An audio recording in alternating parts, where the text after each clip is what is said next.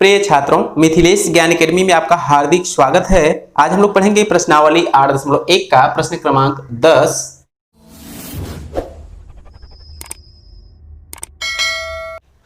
जिसमें दिया है त्रिभुज PQR में जिसका कोण Q समकोण है, PR प्लस QR बराबर 25 सेंटीमीटर और PQ बराबर 5 सेंटीमीटर है, तो साइन P, cos P और tan P के मान ज्ञात कीजिए।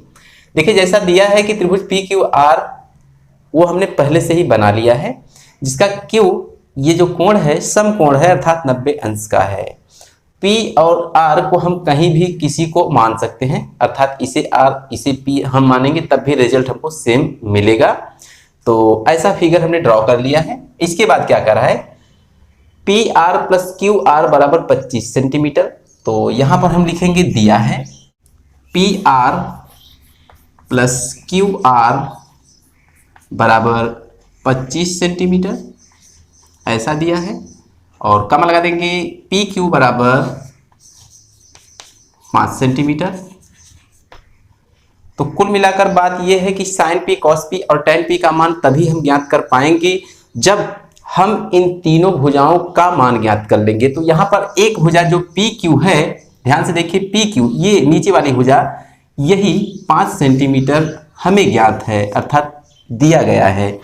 तो QR और PR को ज्ञात करने के लिए हम इसी की सहायता लेंगे। तो यहाँ पर हम लिखेंगे पाइथागोरस की प्रमेय से। तो पाइथागोरस की प्रमेय होती क्या है कि कर्ण का वर्ग बराबर होता है लंब का वर्ग प्लस आधार का वर्ग, ऐसा आप जानते हैं। तो कुल मिलाकर कर्ण क्या है, कर्ण है PR। तो यहाँ पर लिख देंगे PR का वर्ग बराबर लंब क्या है, जब हम P को थीटा मान लेंगे तो ये वाली भुजा लंब हो जाएगी और ये वाली भुजा आधार हो जाएगी। तो कहने का मतलब कर्ण फिक्स रहता है कि 90 अंश के सामने वाली भुजा कर्ण होती है। तो यहाँ पर कर्ण हम लिख दे रहे हैं। तो लंब का वर्ग, लंब अर्थात QR का वर्ग, ध्यान से देखते रहिएगा, QR का वर्ग प्लस आधार कितना, 5 का वर्ग। तो इसे हम मान लेते हैं इक्वेशन फर्स्ट। अब जो दिया है, चूंकि PR प्लस QR बराबर 25 दिया है, तो यहाँ पर QR को यदि हम उठा के इस साइड लेकर जाएं तो हमको क्या मिलेगा, लिख देंगे इसलिए केवल PR बराबर 25 तो ज्यों का त्यों रहेगा और QR जाके माइनस हो जाएगा, तो माइनस QR हम इसे लिख सकते हैं। तो इसे हम इक्वेशन सेकेंड मान सकते हैं।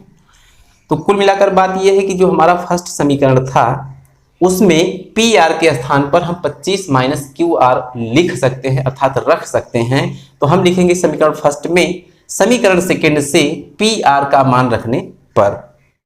तो ऐसा जब हम लिख लेंगे तो इसके बाद आपको थोड़ा सा ध्यान देना है। फर्स्ट यहाँ है, इसी PR के स्थान पर हम 25 माइनस QR लिखेंगे। तो 25 माइनस QR का होल स्क्वायर हो जाएगा। क्यों?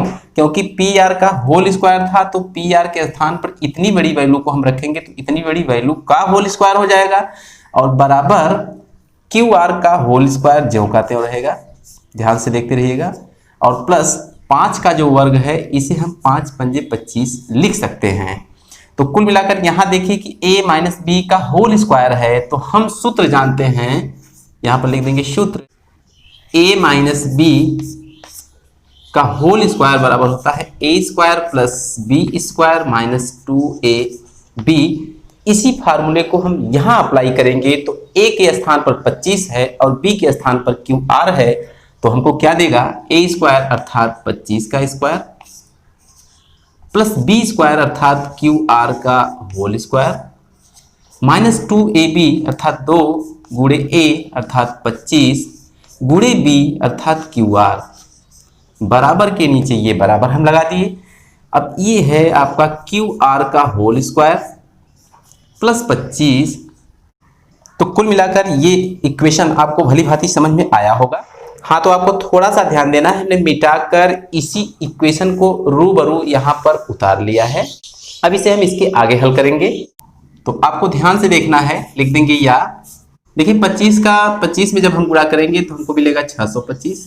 तो यहाँ पर हम लिख देंगे 625 प्लस ये जो क्यू आर का वर्ग है ज्यों का त्यों रहेगा, और माइनस 25 का 2 में करेंगे तो ये हो जाएगा 50 क्यू आर, और बराबर के नीचे बराबर ये क्यू आर का वर्ग ज्यों का त्यों रहेगा प्लस 25।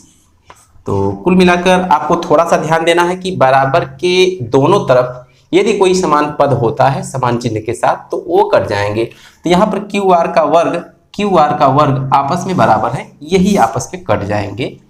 तो लिख देंगे या।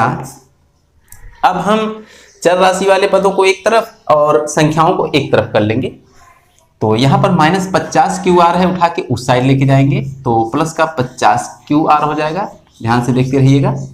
और यहाँ पर 625 है ज्यों का त्यों रहेगा, और ये जो प्लस 25 है इधर आके माइनस 25 हो जाएगा। तो फिर से लिखेंगे या, 625 में से 25 घटा देंगे तो 600 बचेगा बराबर 50 क्यू आर। तो यहाँ पर यदि हम क्यू आर को छोड़ दें तो ये जो 50 इसके साथ गुणा किया है इसमें आके भाग देगा, अर्थात 600 बटे हम 50 इसे लिख सकते हैं। तो यहाँ पर या लिखते रहेंगे, एक जीरो से एक जीरो काट देंगे तो 60 में 5 से भाग देंगे तो हमको मिलेगा 12। तो यहाँ पर या लिख देंगे बराबर क्या, क्यू आर।